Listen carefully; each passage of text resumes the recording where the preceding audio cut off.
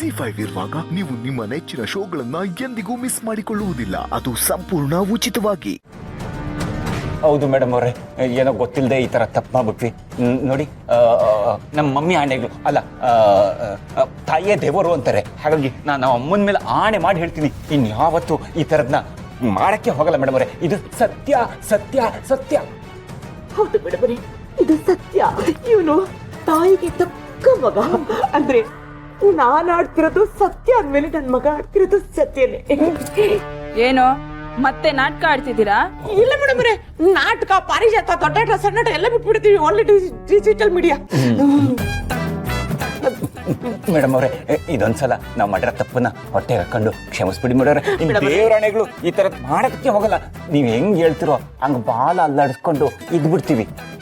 ನೀವ್ ಹೇಳ್ದಂಗೆ ಕೇಳ್ಕೊಂಡು ನಿಮ್ ಹಿಂದೆನೇ ಸುತ್ತಿರ್ತೀವಿ ಮೇಡಮ್. ನೀವ್ ಮಾಡಿರೋ ತಪ್ಪು ಒಂದ ಎರಡ? ನಾನ್ ಮನೆಗ್ ಸೊಸೆಯಾಗಿ ಬಂದಾಗ ನನ್ನ ಹತ್ರ ದುಡ್ಡಿದೆ ಅನ್ಕೊಂಡು ನನ್ ಹಿಂದಿಂದನೆ ಪೂಸಿ ಹೊಡಿತಾ ಇದ್ರಿ.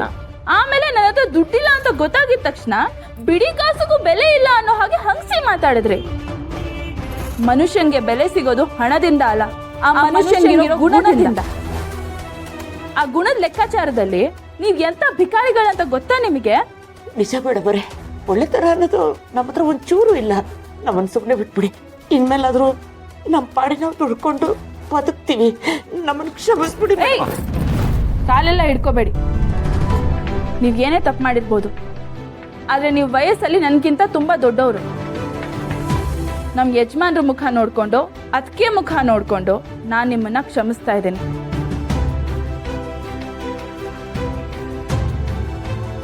ಆದ್ರೆ ನಿಮ್ಮಿಂದ ಯಾರ್ಯಾರಿಗೆಲ್ಲ ಮೋಸ ಆಗಿದೆ ಅವರಿಗೆಲ್ಲ ನ್ಯಾಯ ಸಿಗಬೇಕು.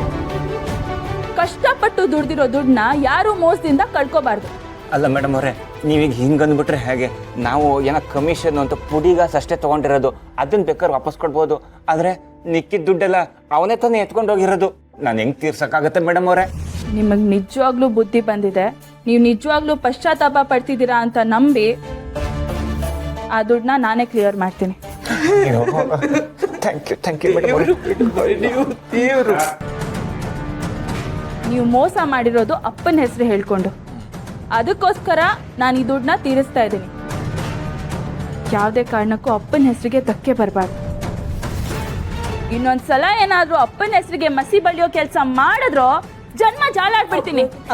ಬೇಡ ಮೇಡಮ್, ನೀವು ನಮ್ಮ ಕಣ್ಣೆದುರಿಗೆ ಸಾಕ್ಷಾತ್ ದೇವತೆ ತರ ಕಾಣಿಸ್ತಾ ಇದ್ದೀರಾ. ಚಾಮುಂಡೇಶ್ವರಿನೇ ಬಂದು ನಮ್ಮಿಬ್ಬರನ್ನ ಕಾಪಾಡ್ತಿರೋ ಹಾಗನ್ನಿಸ್ತಾ ಇದೆ ನನಗೆ.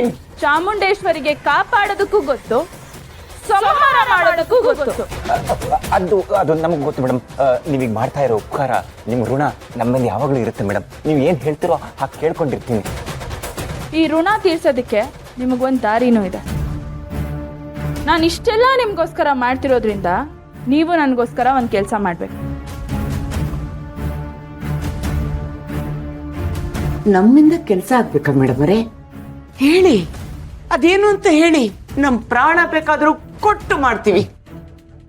ಮೇಡಮ್ ಅವರೇ, ನಿಮ್ಮ ಮಾತು ಅಂದ್ರೆ ನಮಗೆ ವೇದ ವಾಕ್ಯ ಇದ್ದಂಗೆ. ನೀವು ಕಾಲಲ್ಲಿ ತೋರಿಸಿದ ಕೆಲಸನ ನಾವು ತಲೆ ಮೇಲೆ ಹೊತ್ಕೊಂಡು ಮಾಡ್ತೀವಿ. ಹೇಳಿ, ಅದೇನಾಗಬೇಕು ಅಂತ.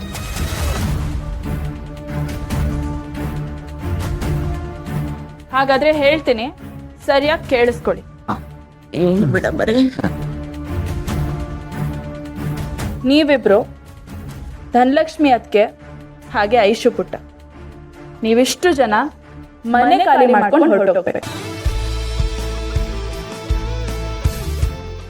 ZEE5 ಆಪ್ ಡೌನ್ಲೋಡ್ ಮಾಡಿ ಎಲ್ಲಾ ಸಂಚಿಕೆಗಳನ್ನು ಸಂಪೂರ್ಣ ಉಚಿತವಾಗಿ ನೋಡಿ.